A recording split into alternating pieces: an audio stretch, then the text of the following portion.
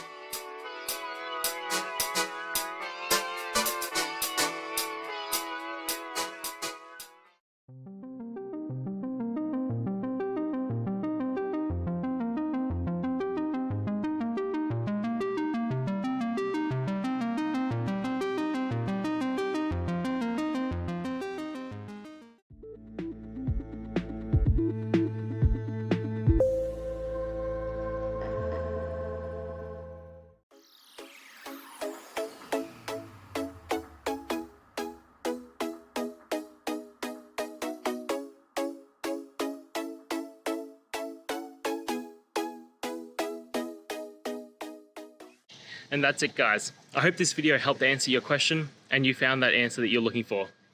Now, please hit subscribe if it helped. I really appreciate it. And I'll see you next time on another one of these videos. Cheers.